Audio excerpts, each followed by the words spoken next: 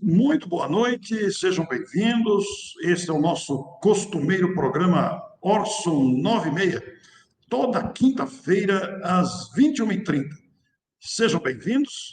Como fizemos na semana passada, normalmente nós transmitimos pela web rádio Amigo Espiritual, usamos a plataforma daquele canal, que também está recebendo esse sinal agora, nesse momento, mas, excepcionalmente, como nós estamos configurando aqui o nosso EAC, o Encontro Anual Caiba-Chútil, que é realizado normalmente em setembro, nós estamos, excepcionalmente, transmitindo pelo canal da Agenda Espírita Brasil.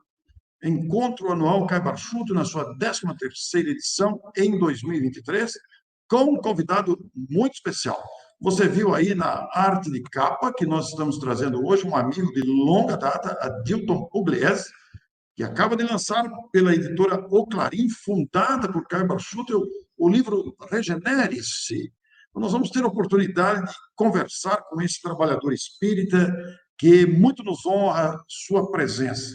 E então, como amanhã é aniversário de Caiba-Chútil, dia 22 de setembro de 2023, nós achamos muito oportuno trazer aqui o nosso Adilton, porque o livro que ele acaba de lançar pela editora publicada, pela editora fundada por Caiba-Chútil, é muito oportuno nós utilizarmos esta questão. Caiba-Chútil, como você sabe, que nasceu no dia 22 de setembro de 1868, fundou a Revista Internacional do Espiritismo, o jornal Clarim, o Centro Espírita Amantes da Pobreza, hoje Centro Espírita O Clarim. Posteriormente, em 2013, os espíritas de Matão inauguraram, a Casa Editora O Clarim inaugurou o Memorial Caiba-Chútil, de forma que nós estamos muito felizes com esta oportunidade, entre aspas, coincidente. Caiba-Chútil, que todo o seu legado como escritor, como homem voltado ao bem, a sua história é muito conhecida, também nos inspirou o encontro anual Caiba-Chútil.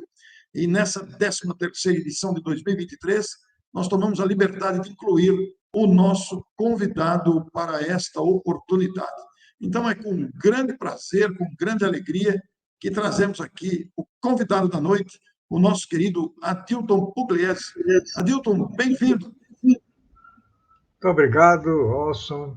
Boa noite, internautas, companheiros do Ideal Espírita que nos acompanham nesse programa de grande importância para a divulgação da doutrina. É uma oportunidade emocionante estarmos aqui neste momento para divulgar esta obra.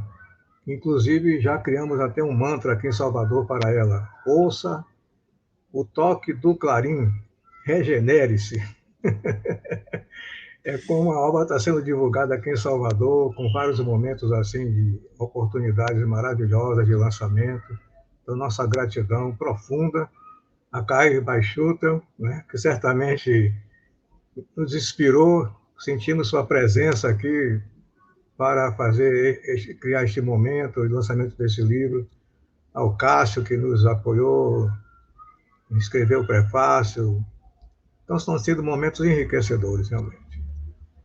Pois é, Adilton, eu fiquei muito feliz, eu estou com o livro em mãos aqui, estou muito feliz por essa oportunidade, porque já de cara nós nos deparamos aqui nas primeiras páginas, na dedicatória, que o Adilton dedica o livro a Caiba-Chútil, o bandeirante do Espiritismo, entre outras dedicatórias, inclusive a querida esposa. E eu fiquei bastante feliz, porque eu não sabia, quando vi aqui um prefácio feito pelo meu filho Cássio Leonardo Carrara, que inclusive é editor-chefe da editora O Clarim. Então, é uma felicidade dupla. E como é que foi, Adilton, dedicar o livro na dedicatória aqui ao Caiba-Chútil? Como é que foi isso? Bem, nós nos dedicamos à leitura de Caiba-Chútil há muitos anos, né? Graças a meu pai, que sempre me induziu ao estudo do Evangelho, foi quem colocou nas minhas mãos, há quase 50 anos, na noite de sábado, o Evangelho segundo o Espiritismo. E logo em seguida, com conhecimento de várias obras, também tive nas minhas mãos o famoso livro de Caiba-Chútil, Parábolas e Ensino de Jesus. Então foi uma paixão imediata, decorrente da forma como ele apresenta várias passagens e episódios do Evangelho, e sempre recorri ao livro dele para fazer alguns artigos, etc. E quando encaminhamos o livro para o Cássio, ele foi aprovado, solicitei a ele então que ele escrevesse o prefácio. E como já existia um capítulo no livro sobre a imprensa espírita brasileira, esse capítulo foi ampliado pelo próprio Cássio, e me senti assim muito emocionado em ele aceitar o convite para escrever o prefácio do livro. Então resolvi também, quando encaminhei a edição já totalmente completa, fazer essas homenagens a esse fundador, né, do Centro Espírita de Matão. Eu me lembro que tive a oportunidade de escrever sobre Caibal Schutter, quando escrevi um artigo sobre a oratória espírita. E no texto lembrei que ele, em 1925, já era perseguido na época, né? E era até proibido de falar em público pelo delegado da cidade. Então, muito emocionante esses pioneiros. Então, justo homenageá-los no momento que nós estamos vivendo, dessa nova era. Ele certamente deve estar participando de todo esse dinamismo do mundo espiritual para que se implante na Terra o reino de Deus. Muito bonita a sua fala, Dilton. A gente quer agradecer e se sente bastante tocado com a sua sinceridade, com a sua sensibilidade, especialmente, porque enriquece aqui a nossa conversa. Eu estou com um livro em mãos aqui, como eu te disse, e o título, como é que foi a questão do título, Adilton? Inicialmente, quando encaminhei os textos originais, eu fui induzido por um artigo que eu escrevi durante a pandemia sobre o Espiritismo anunciando o amanhecer de uma nova era. E encaminhei o livro com esse título preliminar. Mas o Cássio, com a sua sabedoria, notou que eles tinham assim, uma certa aproximação com outros livros com o mesmo título, sobretudo de Filomeno de Miranda. Então foi ele que sugeriu este nome, o que foi assim maravilhoso, porque eu dou assim uma grande importância à parceria. Quando eu fico maravilhado quando encaminho os textos para a revista internacional, eu sempre brincava com um dos revisores e também um revisor lá de Reformador, dizendo que eu encaminho às vezes um pedaço de carvão e transformo no diamante. Porque o revisor, eu acho de uma grande importância o papel do revisor, porque é possível ocorrer um equívoco. Então, os revisores enriquecem. Foi o que o Cássio fez com o nosso livro. Ele lapidou o livro e colocou na capa um verdadeiro diamante, né? Com esse título que tem chamado a atenção de várias pessoas. Regenere-se. Eu diria que é o brado moderno, né? Hoje eu estava repetindo sobre isso, lembrando de João Batista. No início, antes da pregação de Jesus, de iniciar o cristianismo, ele já estava pregando: arrependei-vos, está próximo o reino de Deus. Eu não pude evitar fazer uma associação, e hoje, na modernidade, seria regenere-se, está próximo o planeta de regeneração. Então, eu acho assim a participação da editora O Clarim, neste momento, muito emocionante mesmo. Pois é, o livro ele é um lançamento da editora, acabou de sair. Eu estou aqui com um exemplar em mãos, como estou dizendo a vocês, e nós fizemos questão de convidar o Adilton para participar aqui do nosso programa semanal e dentro da programação do Encontro Anual Caio Barchuto, que tem tudo a ver com Caio Barchuto. Afinal de contas, Caio Barchuto fundou a editora, os livros continuam sendo editados com este carinho, com esta competência, e nada mais justo que trazer um dos seus mais recentes autores aqui, já habituado a publicar artigos na revista internacional e agora com um livro. Então, a oportunidade é muito valiosa. Nós vamos conversar um pouco com o autor sobre a obra recém-lançada. Adilton, eu estou aqui com o livro em mãos, eu me senti assim bastante motivado ao me deparar com a riqueza do índice. E eu vi, por exemplo, eu vou uma certa sequência, claro que a gente não consegue falar de todo o livro, mas eu achei muito interessante, a partir do capítulo 6 até o 9, Você colocou aqui Mateus, Marcos, Lucas e João, biógrafo de Jesus. Foi muito interessante você nominar aqui os evangelistas e em todos eles colocar biógrafo de Jesus, justamente porque eles contaram a história do evangelho fazendo as anotações. Como é que foi essa pesquisa, Adilton? Foi uma pesquisa que eu asseguro que todo esse material, eu devo assim um momento de gratidão a essa atividade de articulista, a Divaldo. Em 1995, eu estava lá na mansão e um dos filhos me procurou e disse: tio Adilton, tio Divaldo, se eu mandar o artigo. Mas eu pensei que era uma brincadeira porque eu nunca tinha escrito nada. E logo mais, depois, Divaldo me ligou e disse: não, preciso de um artigo para colocar na revista. E foi assim que tudo começou, graças à iniciativa dele, ao estímulo dele também, de Nilson. E nós escrevemos nosso primeiro artigo em 1995, que foi publicado na revista da Mansão do Caminho. Eu lembro que o primeiro artigo da Revista Nacional foi no ano 2000, também que eu escrevi, há mais de 20 anos, um artigo sobre Paulo de Tarso, né? Um homem e dois destinos. Então, com esse estímulo de Divaldo e de outros amigos para escrever artigos, aos poucos eu fui montando coletâneas. Já lancei alguns livros formando essas coletâneas de artigos publicados, porque publicados em Reformador, publicados pelo Clarim, isso significa, como o Divaldo sempre assegurava, qualidade, significa que os textos têm qualidade, foram aceitos pelas editoras, então merece também a sua divulgação.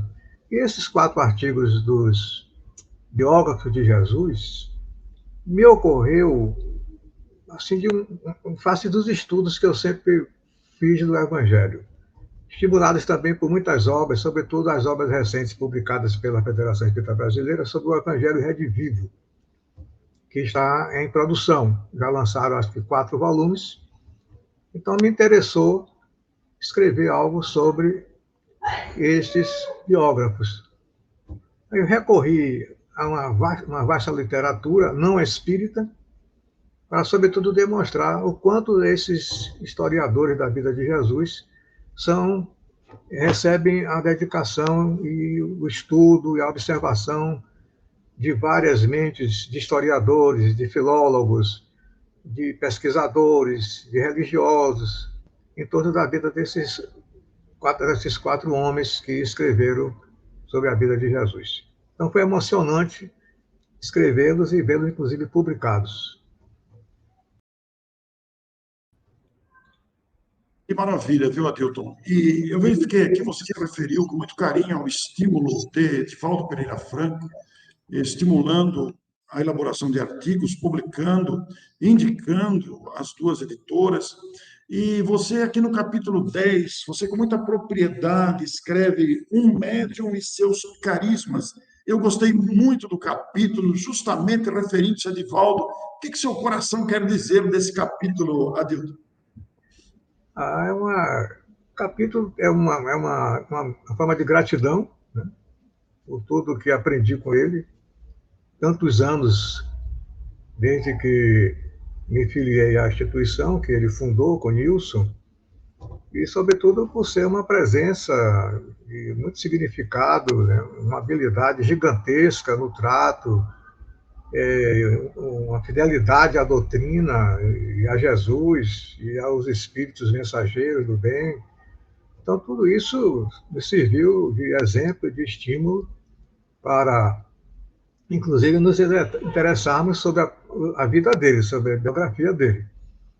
Então, Divaldo, no caso da mediunidade, é de uma disciplina ímpar, porque tive a oportunidade não só de acompanhar a teoria que ele sempre publicou sobre o assunto, divulgando mensagens e ditados dos espíritos, sobretudo especialistas no assunto, como Filomeno de Miranda e outros, mas a oportunidade também de vê-lo na prática mediúnica, durante anos e anos lá na mansão. Então, ao lado dele, ali, vendo a atividade, a segurança, o cuidado, a habilidade no trato com os médios, as oportunidades de ensinamento, de orientações. Então, foi inevitável, em alguns momentos, escrever artigos e também várias palestras que realizei falando da vida dele, desde o seu nascimento, desde o momento que ele passou de dificuldade na sua juventude, até os momentos em que ele vem se notabilizando nos campos que ele vem se dedicando. Eu sempre o comparo com a proposta de Kardec, na época, de fundar uma instituição espírita, naquele projeto 1868. Fundar uma instituição espírita, realizar propaganda espírita fazendo viagens. Divaldo também fez tudo isso, né? Escreveu a primeira obra, que foi Mestre de Amor. Então, e sobretudo na parte educacional, que sempre me encantou esse trabalho por parte de Divaldo Franco. O trabalho da educação como fundamental, tal como diz o codificador em um Evangelho, em um Livro dos Espíritos. Então, uma homenagem pequena que nós fazemos com esses artigos, mas de uma pessoa grandiosa e de grande importância e continua sendo de muita importância na minha vida e na vida da minha família. Sem dúvida nenhuma, doutor. Divaldo é uma referência para todos nós. Nós temos uma grande admiração também e profunda gratidão a Divaldo. E fazendo essa conversa aqui com o nosso Adilton, de minha parte pessoal, eu também quero aqui prestar minha homenagem de gratidão ao querido amigo Divaldo Pereira Franco, que sempre foi muito acessível aos nossos contatos, às nossas dúvidas, às nossas perguntas, às orientações que dele buscamos. Então, é uma honra muito grande ter tido essa oportunidade junto ao nosso querido Divaldo Pereira Franco. E é bonito, viu, Adilson, ver aí o seu carinho, fazendo um resumo sobre a vida de Divaldo, a sua aplicação, a sua disciplina. É um capítulo muito especial do livro lançado pelo nosso Adilton. E a gente prosseguindo aqui com o índice da obra, com essa riqueza toda, você chegou a comentar no começo da nossa conversa sobre a imprensa espírita brasileira. E é um dos capítulos, é o capítulo 11, aliás, capítulo 13 da obra, que você gostaria de acrescentar comentários para comentar sobre essa imprensa espírita brasileira, inclusive na atualidade. Bom, a importância de termos realizado este texto é sobretudo decorrente da participação que a Bahia teve com Luiz Olímpio Tele de Menezes, né, nos primeiros momentos. Ainda essa semana estamos comemorando a fundação aqui em Salvador do primeiro centro espírita do Brasil, no ano de 1865, o Luiz Olímpio Tele de Menezes.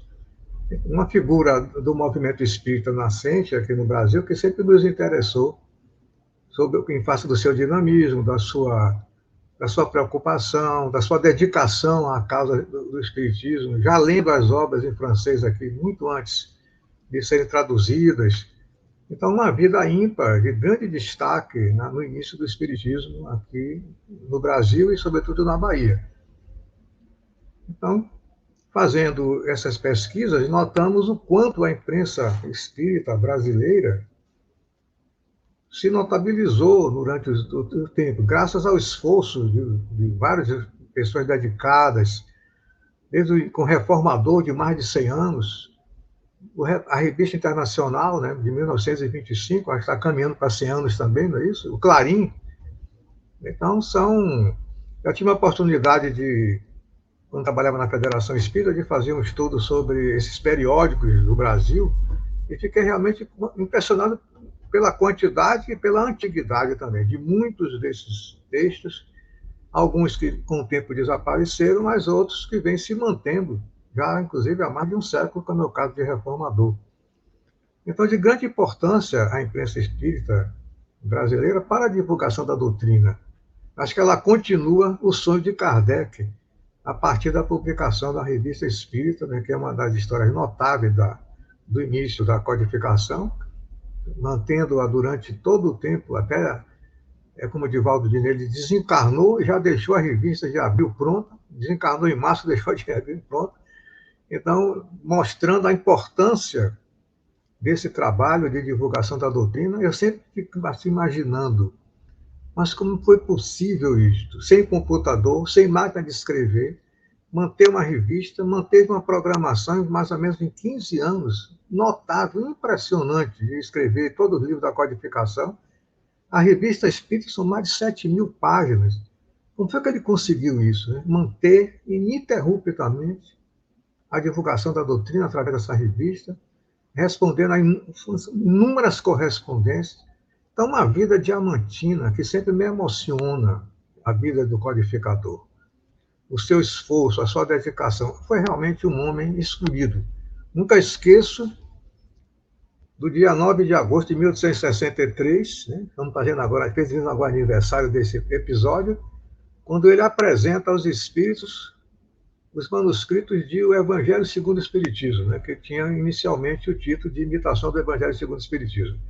Os espíritos aprovam a obra, mas diz que ela vai ter um impacto maior, né, do que o Livro dos Espíritos, tanto assim que o livro já aparece na Relação de Livros Proibidos já no início de maio, que foi publicado em abril, mas os espíritos dizem a Kardec algo que sempre me impacta.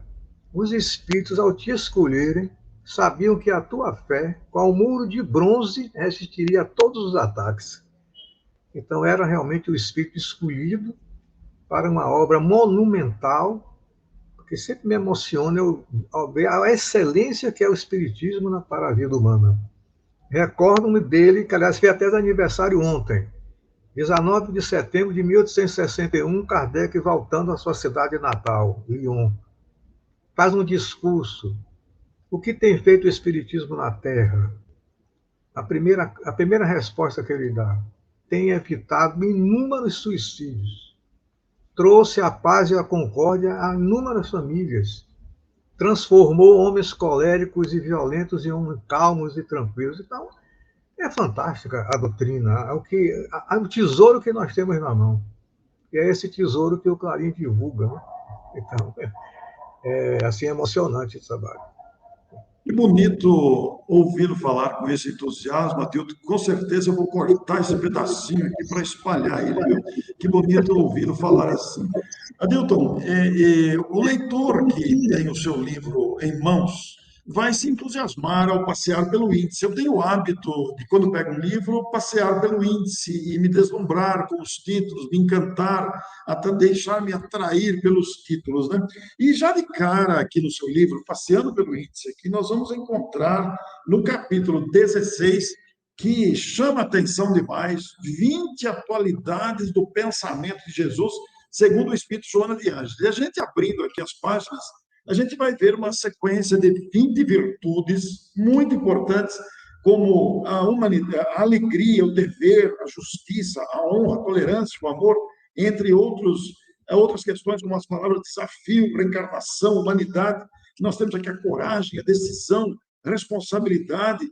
Quer dizer, e são trechos curtos, segundo o Espírito Joana de Ângeles, e o nosso Adilton fez aqui um apanhado, um condensado num único capítulo de poucas páginas. Adilton, você está de parabéns pela elaboração desse capítulo aqui.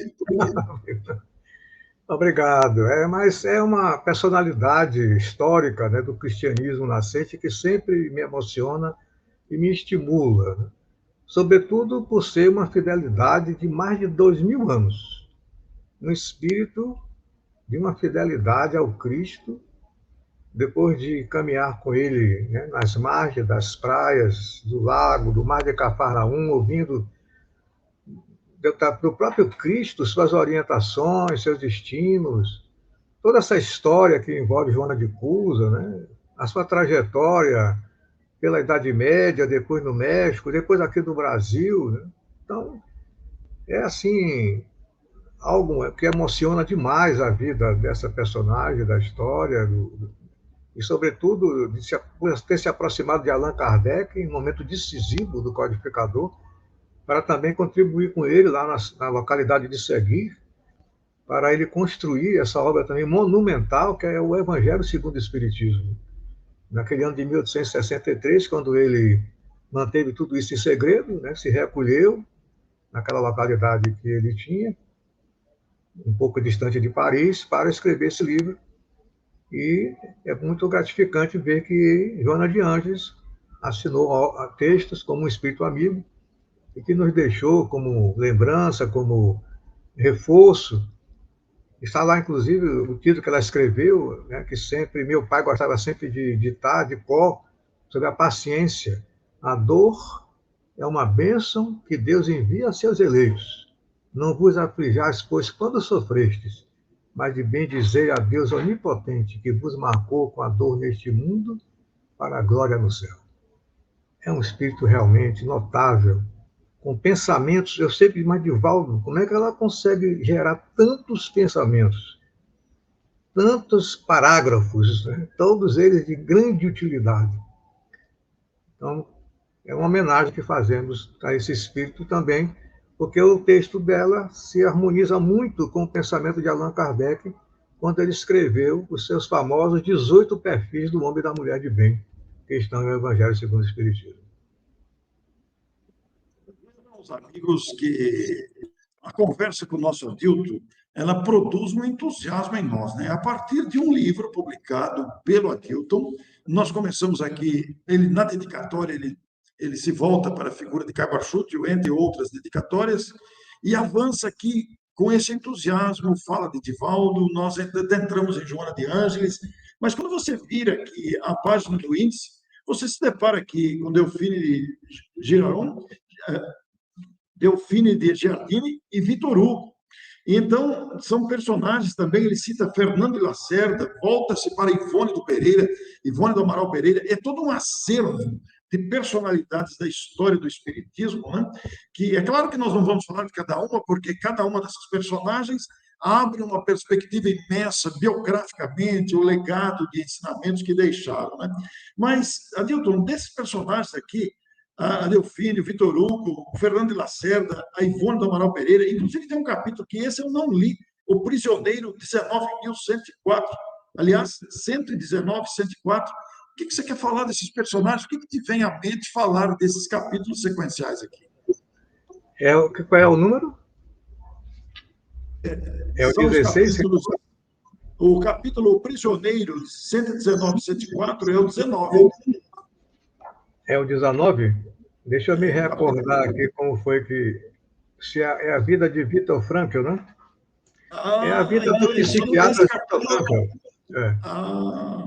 Divaldo sempre falava dessa personagem da história do Viktor Frankl, que foi feito prisioneiro, né, dos nazistas durante a Segunda Guerra Mundial, passou prisioneiro por 4 campos de concentração, sobretudo de Auschwitz.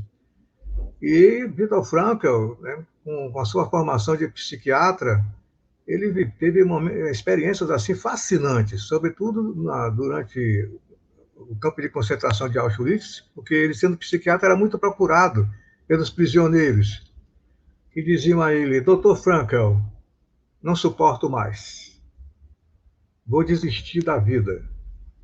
E ele dizia assim: e se a vida não desistiu de você? Porque o prisioneiro dizia: não espero mais nada desta vida. Ele dizia: e se a vida está esperando de você? E aí perguntavam ao prisioneiro: antes de você ter sido preso, você estava fazendo algo? Eu estava escrevendo um livro. Então você aguarde que a guerra vai terminar, mas você terminar seu livro. E você? Eu tinha um filho que estava me esperando. Então espere, não? Porque eles queriam se suicidar. E Viktor Frankl, graças à doutrina, né, psicológica que ele criou, a logoterapia, que é a psicologia do sentido, ele conseguiu evitar muito suicídio na prisão. Ele tem momentos assim fascinantes na vida dele. Posso contar um? Daria tempo? Contar um. Ele teve um momento em que ele, antes de ser preso, ele já estava na relação, né, porque ele sendo judeu, toda a família, mas ele conseguiu um visto para ir para os Estados Unidos. E, de repente, o visto saiu, mas só para ele. E ele sabia que, logo, logo, os familiares seriam feitos prisioneiros dos nazistas. E ele ficou numa dúvida muito grande. E começou a andar sozinho e pensando: isso não é um fato para eu receber uma orientação, uma inspiração divina? E com esse pensamento ele voltou para casa, na expectativa de que algo acontecesse que ajudasse ele a tomar sua decisão. Deixaria seus pais, abandonaria tudo, ele sozinho iria para os Estados Unidos? E quando ele chega em casa, o pai está com um pedaço de mármore em cima da mesa e só tinha algo que estaria escrito naquele mármore. Ele aí olha, o pai diz: "Você quer? Isso foi um mármore de uma mesquita, de uma sinagoga que os nazistas destruíram. Mas aqui era um letreiro da sinagoga. Você quer saber o que estava escrito aqui? Porque estava no idioma dos judeus." Aí ele disse: "Quero." Aqui estava escrito: "Honra teu pai e a tua mãe." Era a mensagem que ele estava esperando. Ele desiste, não aceita o visto, recusa e prefere ficar para ser prisioneiro com os pais, que são mortos, né, pelos nazistas, a sua esposa também, o seu filho não nascido, seu irmão. Viveu, mas sobreviveu a tudo isso. Ele se transformou numa pessoa notável na história da psicologia, né, sobretudo da logoterapia que ele fundou. Escreveu esse livro maravilhoso, que é a história do prisioneiro 1904, né, Em Busca de Sentido. Você tem uma ideia, Orson? Em 1995, se eu não me engano, o New York Times fez uma pesquisa sobre qual é o livro que mais lhe influenciou na sua vida.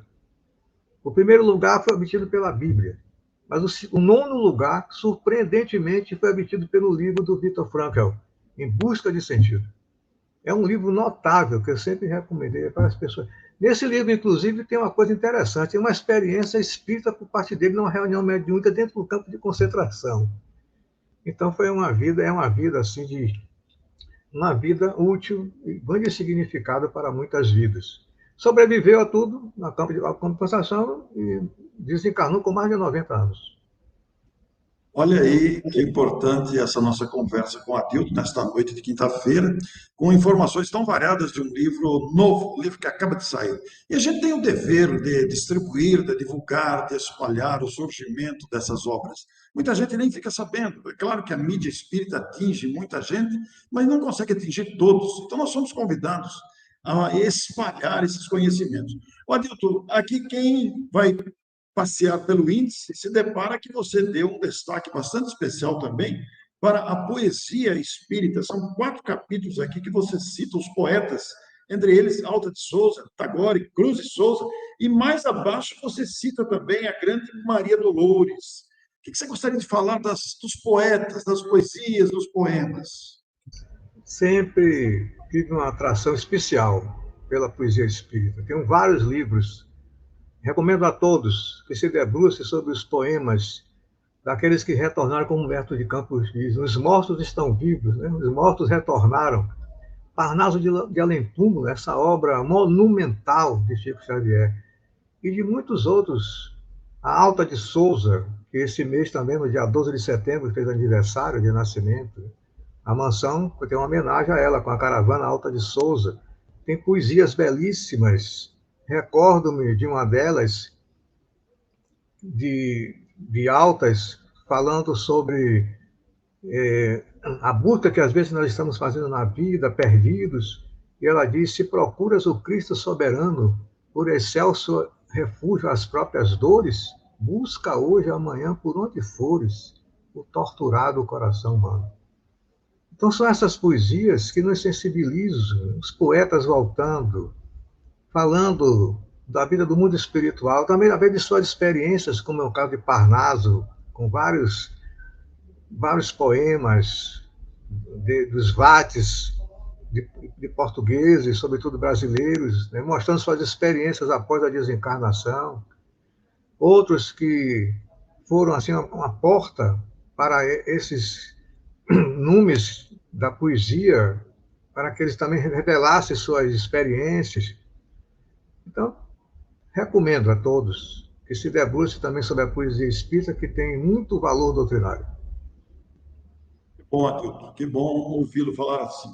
Adilto, nós vivemos um momento muito complexo da história humana, os desafios estão sob vários aspectos, em todos os segmentos, e sem dúvida os pais da atualidade também enfrentam um grande desafio nesse conflito de gerações, com a tecnologia dominando também a atenção das crianças, inclusive as crianças pequenas. E, ao mesmo tempo, nós temos aí muitos quadros provacionais e expiatórios, com crianças e pais na luta pela vida, pela saúde das crianças. E você tem um capítulo aqui que chama muita atenção, o capítulo 31, Filhos nas lides provacionais.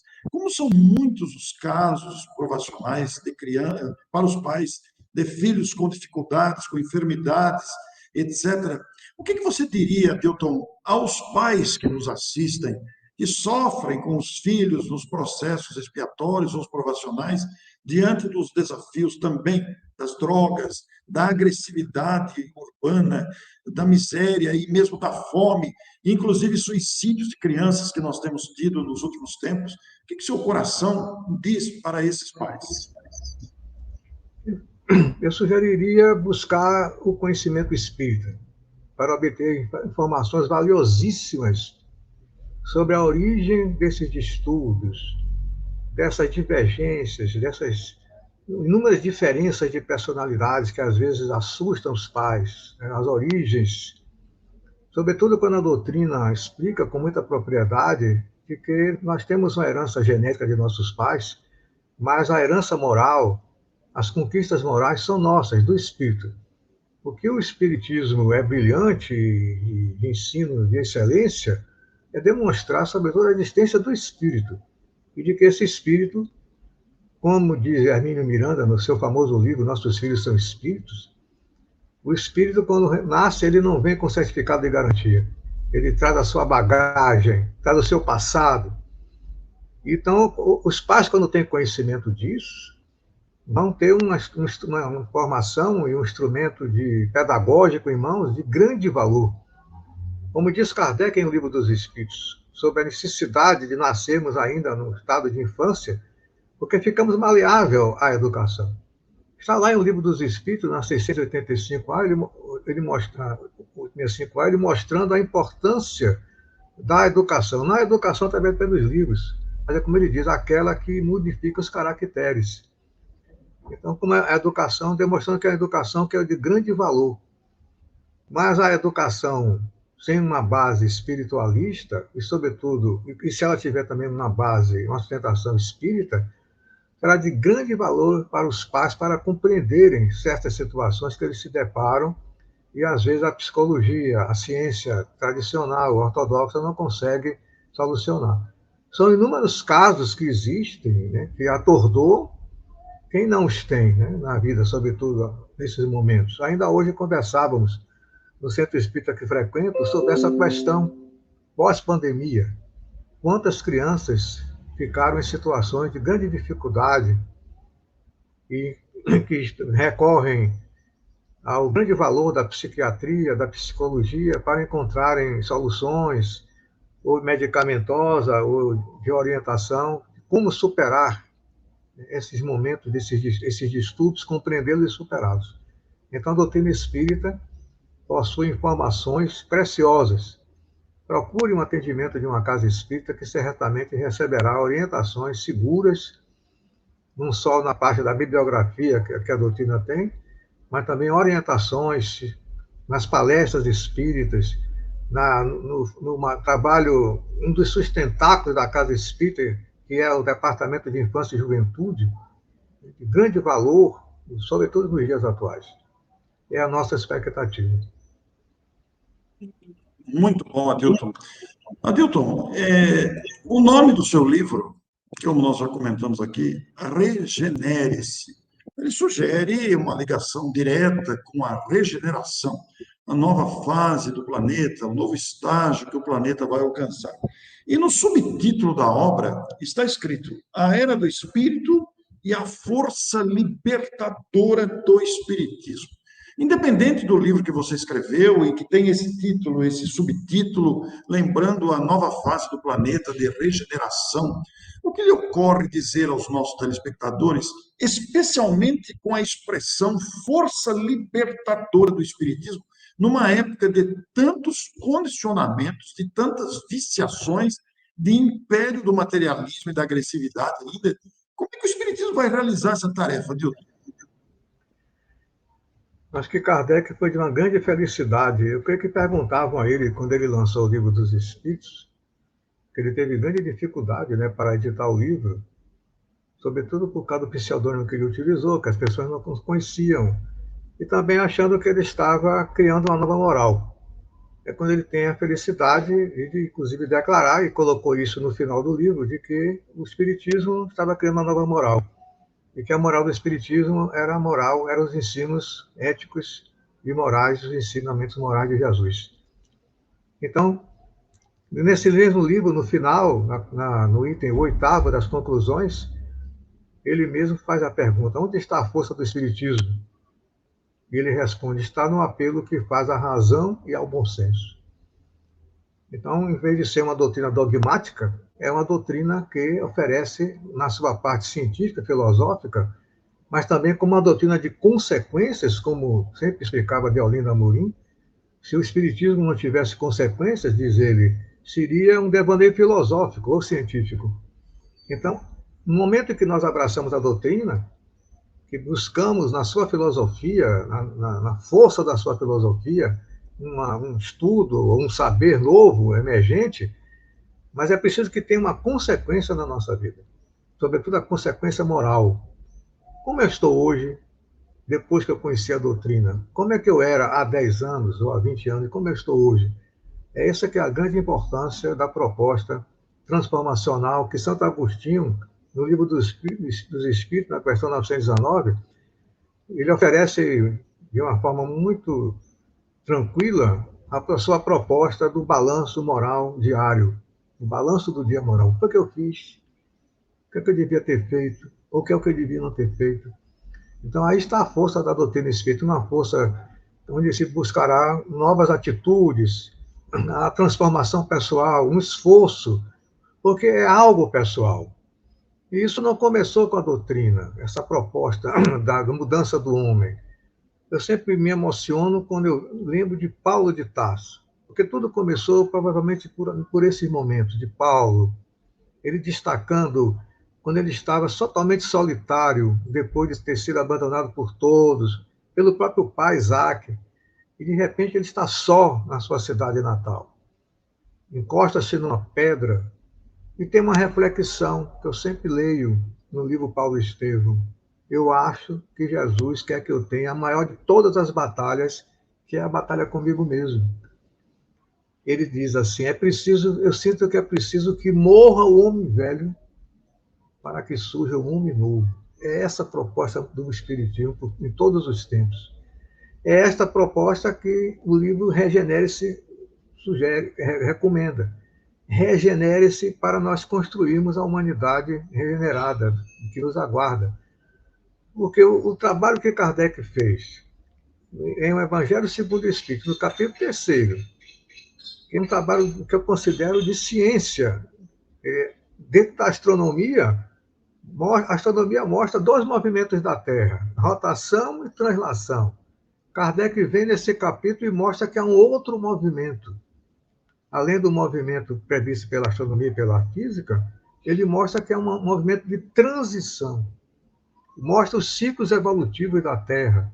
Nós saímos de planeta de provas e expiações para um planeta de regeneração para atingirmos o planeta feliz, onde existirá o bem e o mal, mas o bem vai predominar, até chegarmos ao planeta celeste divino, que é onde o bem vai reinar totalmente. É o reino de Deus. É a nova ordem mundial, como previu um escritor americano, Herbert George Wells. Ele previu que a proposta de Jesus sobre o reino de Deus seria uma nova ordem mundial. Um mundo sem exércitos, sem hospitais, sem fronteiras, todos teriam o necessário para viver. Então é emocionante ver que a doutrina espírita, na sua filosofia, na sua proposta dessa nova era do espírito, a doutrina espírita que eu vou me permitir citar um sábio da antiguidade, Arquimedes. Arquimedes, no momento isso antes de Cristo, ele tem um pensamento assim: dê-me uma alavanca e um ponto de apoio que eu moverei o mundo. Kardec, séculos depois, está lá no Evangelho, diz assim: o Espiritismo é a alavanca que Deus utiliza para que a humanidade avance. Nossa, é isso. Então, se o Espiritismo é uma alavanca para movimentar o mundo, que mundo seria esse? Eu acho que é o mundo íntimo de cada pessoa. Nós é que seremos o ponto de apoio e o Espiritismo com as suas ideias, as ideias da reencarnação, da existência de Deus. Então, eu acho tudo assim emocionante. O codificador foi de uma felicidade ter previsto tudo isso. Eu fico sempre impressionado. Porque o que eu vejo assim de importância no Espiritismo, mostra que há um futuro a ser construído. É um futuro que está previsto. Então, você está no momento de um planeta, mas há um futuro para ele, um planeta celeste, onde não haverá o mal. E nós, então, temos que construir isso. Hermínio Miranda diz que a história da Terra ela é compartilhada, homens e espíritos. A quatro mãos, diz ele. Então, nós e os espíritos e nós, é que vamos construir a Terra do amanhã. E aí, então, está a força do Espiritismo, no apelo que faz à razão e ao bom senso. Maravilhoso, né? Maravilha, Deus. Que maravilha ouvi-lo falar com esse entusiasmo que nós temos que espalhar, inclusive para os próprios espíritas que porventura se encontram desanimados, que se encontram assim, sem motivação, que às vezes a gente encontra espírita desanimado também, né? É verdade. Mas, Adilton, você nasceu em Salvador mesmo? Em Salvador. E é espírita de infância? Meu pai foi. Eu comecei no Espiritismo já adulto, em 1975, num sábado, quando ele me deu o livro do Evangelho segundo o Espiritismo. Aí no domingo de manhã eu já estava no Centro Espírita, né? Porque ele tinha ido no sábado. Eu disse, não, eu quero ir lá para conhecer. Aí começou tudo aí. Foi a maior sorte da minha vida. A maior sorte. Tirei loteria. Como dissemos a vocês, nós estamos fazendo aqui um movimento triplo, né? Porque ao mesmo tempo que estamos anunciando o lançamento da editora O Clarim, com Adilton Pugliese, o livro Regenere-se, que você viu a nossa conversa aí, nós também estamos homenageando Caibar Schutel, na data natalícia, lá em 1868, completando agora todos esses anos, 155 anos do seu nascimento, na data de 22 de setembro, uma homenagem àquele que fundou a Revista Internacional, o jornal Clarim, que motivou o surgimento do Memorial Caibar Schutel, o autor de muitos livros, como você sabe, e fundador do Centro Espírita Amantes da Pobreza, hoje Centro Espírita Clarim, e que ensejou aqui em Matão também o surgimento do EAC, o Encontro Anual Caibar Schutel. Foram 9 edições presenciais, as últimas 3 virtuais, e este ano, 2023, na 13ª edição, estamos fazendo algo diferente. Entrevistas, incluindo momentos das palestras dos Centros Espíritas de Matão, para homenagear. E você que viu a nossa conversa, você que se sentiu atraído pelo livro, se quiser adquiri-lo, aí estão os contatos, os telefones da editora, inclusive o WhatsApp, que é muito facilitador, mas também o e-mail, não é mesmo? São 336 páginas, 40 capítulos da dedicação do nosso autor Adilton Pugliese. O conteúdo, o acervo espírita é inesgotável, a ideia espírita não se esgota. E os escritores, os autores, eles se entregam a esse mistério para levar adiante esse trabalho inesgotável do pensamento espírita. Cada um focando um ponto, cada um trazendo sua reflexão, seu legado, e o Adilton nos premia aí com o livro Regenere-se, que você ouviu nessa breve conversa, tão curtinha, que passa, que a gente nem vê o tempo, estamos com 50 minutos já, mas é um momento para você compartilhar também, mostrar para seus amigos, enviar para outros lugares, porque são publicações que nós temos até o dever de tornar mais conhecidas. Adilton, eu quero deixar aí com você as palavras finais, aquilo que você teria vontade de dizer, que eu não perguntei, que você acha importante incluir, porque esse vídeo será visto por muitas pessoas, aí na Bahia muita gente vai ver, e nós vamos espalhar pelo Brasil. Então, é muito interessante, porque estamos aqui com o autor, Adilton Pugliese. Fique à vontade, Adilton. Gratidão imensa a você, Oscar, por esse convite, por essa tarde maravilhosa. Não vou dizer que eu não estava preocupado, né?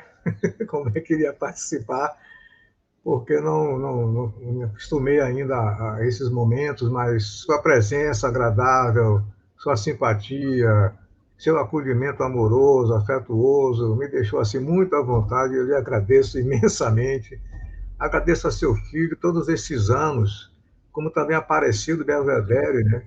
Tive a oportunidade de conhecer em São Paulo, aqui também em Salvador, quando ele esteve várias vezes nos congressos. Então, agradecer a Cássio. Estamos com datas indicativas de lançamento do livro aqui em Salvador. Vou lançá-lo sábado em Feira de Santana, na 45ª Semana Espírita. Já há outros convites. Então, nossa gratidão imensa aos espíritos que certamente nos têm inspirado, porque, como disse Hermínio Miranda, né, é um trabalho feito sempre a quatro mãos, nós sentimos os momentos inspirativos. Então, nós deixo nossa gratidão aos ouvintes, a todos aqueles também que adquiriram o livro, que possam encontrar neles um conforto espiritual, um rumo, uma diretriz para as suas vidas. Estamos à disposição para ouvir comentários e críticas sobre a obra.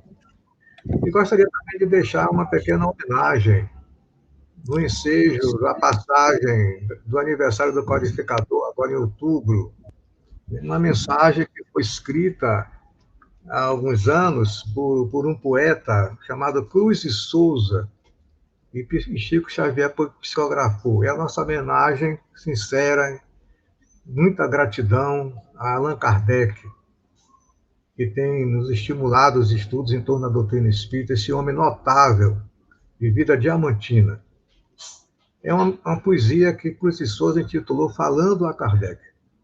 Apóstolo da luz ditosa e bela, quando desceste da divina altura, surgia a terra desolada e escura por agressiva e torva cidadela.